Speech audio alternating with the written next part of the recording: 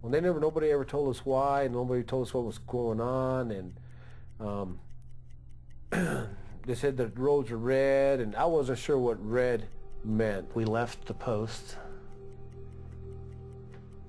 nearing 11 o'clock, 10:40, 11 o'clock in the morning in there somewhere, and headed on our way to Baghdad. We were going down the road, and we got pretty close to I believe the Abu Ghraib prison, and all of a sudden there's no traffic. And right about then, I mean, bullets came from everywhere. It sounded like we were in a hailstorm. It was like when you were a kid, we used to make popcorn in a pressure cooker. The temperature comes up and begins to pop. They were coming in through my doors. They were hitting my tanker. They were hitting my windshield. They were coming in through hitting the engine. You could hear them come in through one door, hit the other door where they lodged in, and I mean, they're just coming in everywhere. And then it reached a crescendo and just seemed like it never stopped after that. And then I could hear the men crying on the radio, yelling out for help. I'm burning, help me, please don't let me die in Iraq. Truck behind me, his trailer caught fire, and he overturned and was trapped inside the truck and burned up. I heard one yelling and screaming and until he stopped. Friends that I'd promised before that, you know, if they broke down or something happened, I wouldn't leave them.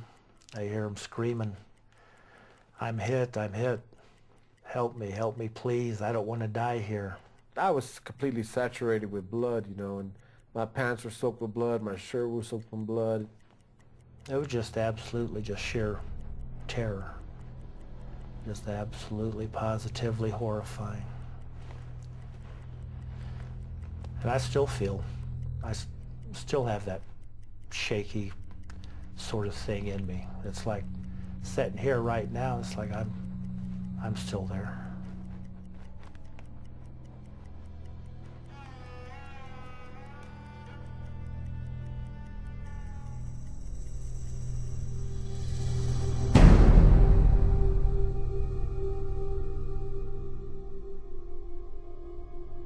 The mutilated bodies of 4 people were found west of Baghdad, near an area where a U.S. fuel convoy was attacked on Friday. After that attack, 7 Americans were reported missing, including contractors working for Halliburton, a company that supplies fuel and other supplies to U.S. troops. The families were notified today of the discovery. Halliburton did release a statement saying, quote, "We at Halliburton are saddened to learn of these deaths and are working with authorities so the families can begin the grieving and healing process." 2 U.S. soldiers are missing, and also Thomas Hamill from Macon, Mississippi, an American contractor for Halliburton. Saturday, April 10th, one day after I got the first phone call from Halliburton and KBR. Steve, when you get back to base, please call me. I got a call yesterday saying that you are missing after heavy fighting and more attacks. You and 9 others. To sharpen. And what are these rocks called again? I forgot. Dad told us, but I don't remember. Like shale? I'm not sure.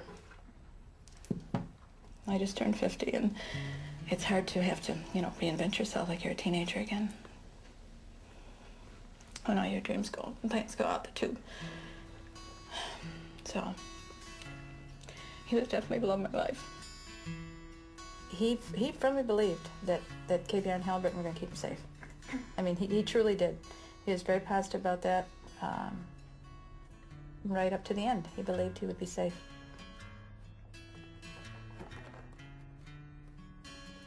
He wasn't much of a writer, that's for sure. His journal's empty.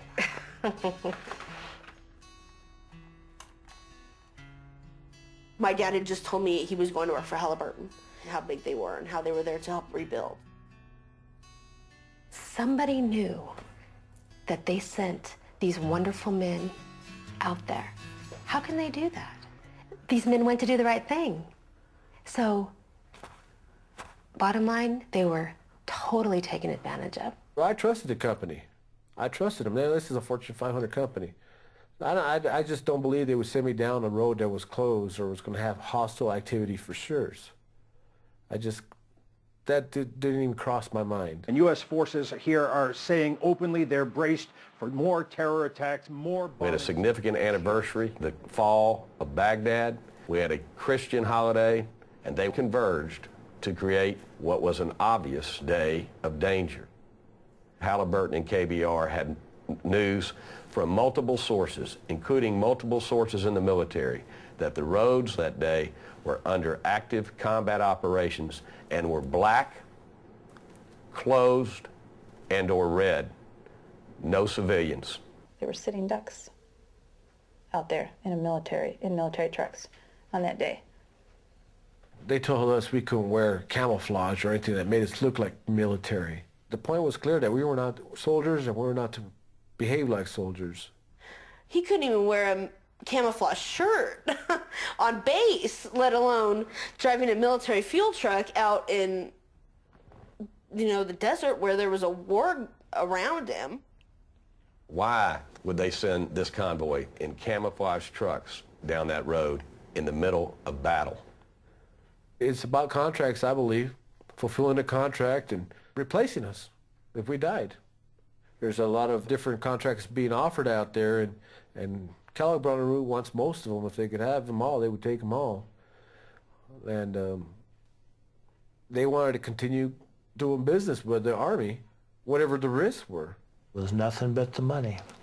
There's no duty, honor, country among anyone at Halliburton, KBR. Halliburton, KBR, some of these other firms over there are staying over there and continuing to make profits, big money, and people are just at the cost of human life.